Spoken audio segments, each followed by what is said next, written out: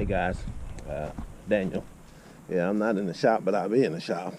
Got a project that's been on my list a long time, and what it is a storage container for my UPS packages, FedEx and stuff like that, just to keep it out the weather. Well, it's not big enough.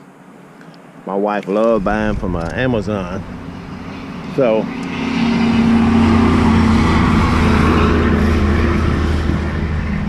I'm going to replace this. I already got my sign. I'll go back and clean it up and repaint it and everything like that, but it was just temporary. So what I'm going to do here, probably going to make it three feet. It's probably big enough. Make me a box 3 feet long, and it's probably going to be about 2 feet tall, and that should take care of everything and keep it out the weather. So that's the project we're going to work on. 2 feet. Yeah, I don't think it needs to be 36 by 36, but I'll see when I get up in the shop and get into the fabricating portion. But that's where it's going to go. That works okay when it's small stuff, but when it's big stuff, it doesn't do me much good. So let me get back down here to the shop. What we're going to do, this is, I don't know how long ago I showed a video where I got some scrap iron at a good price. So I'm going to get those. It'll be a lot of work to clean the rust off and everything like that. One of these days I'll probably buy me a sandblaster just to make it easy because I'm lazy. And but we're going to use this, make a base. And so what I'm thinking about, 36 long and probably 24 tall.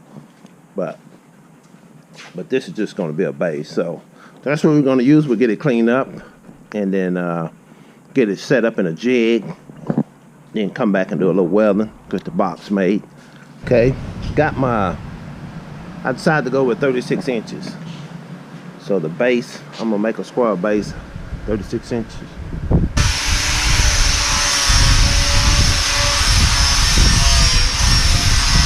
right, got it all jigged up. I'm just going to go and tack weld it.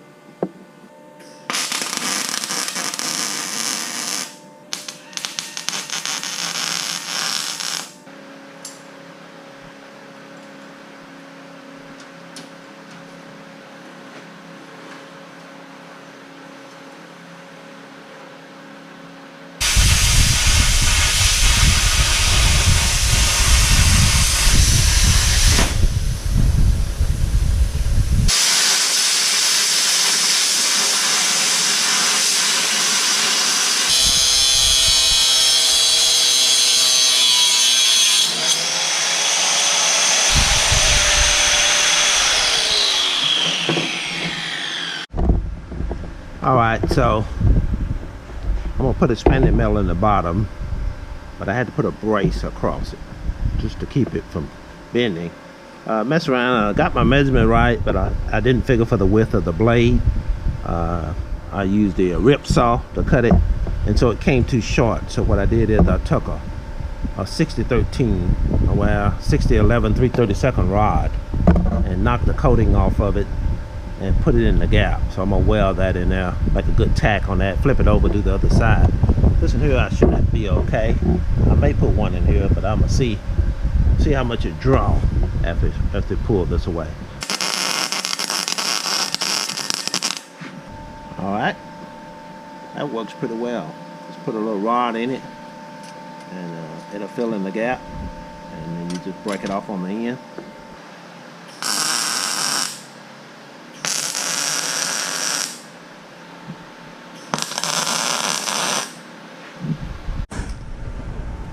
Alright, so here's the box portion.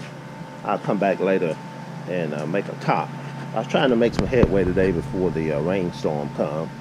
So what I did is, this is pretty flat here, so I clamped one sheet to it, then took some magnets and my squirrels, put the side sheets on.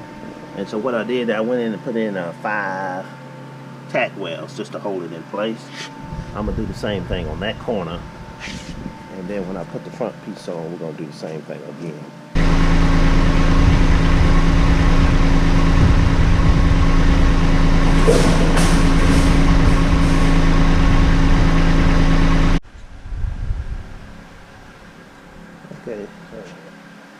use these little sleeves here. Made a mistake and didn't cut my expanded metal. Should have cut it a little narrower. Then I'd have had a little room for the 1/16 to sit down on this, and I could have just run deep. Since that's not the case, I'm gonna have to put these two here. I may put one on each side. I hadn't decided whether I'm gonna put 2 or 3. But I'm gonna weld these on to here, and that'll hold this to the base down here. I've already cleaned them up, so that's what that's for right there. Well, the weather's changing here, so I'm gonna try to tack weld those real quick.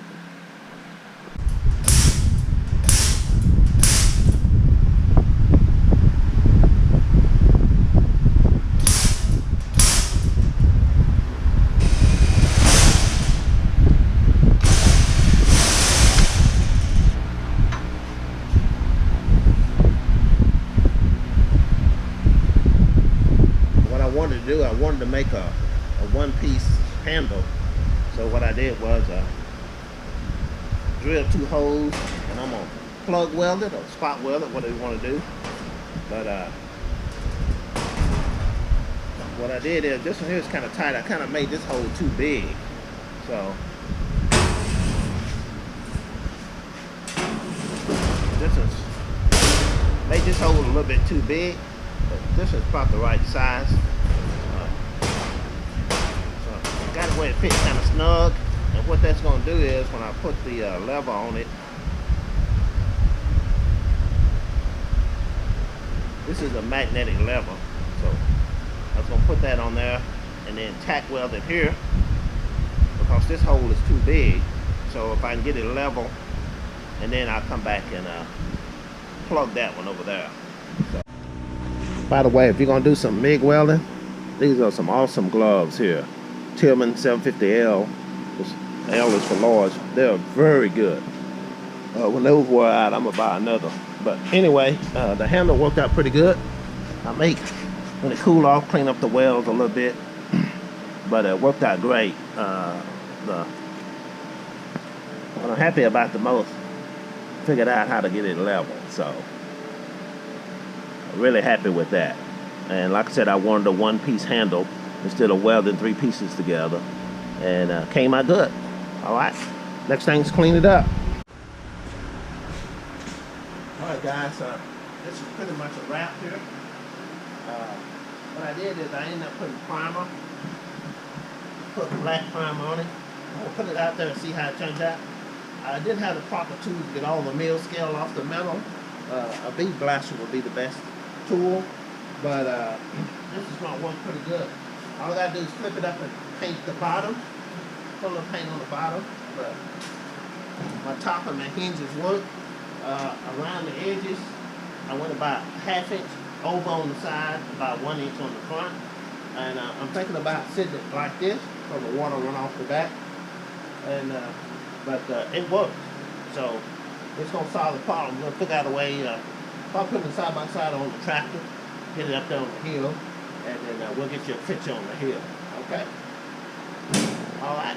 Thanks for watching. Hit that subscribe button, share, and like, and comment. Thanks.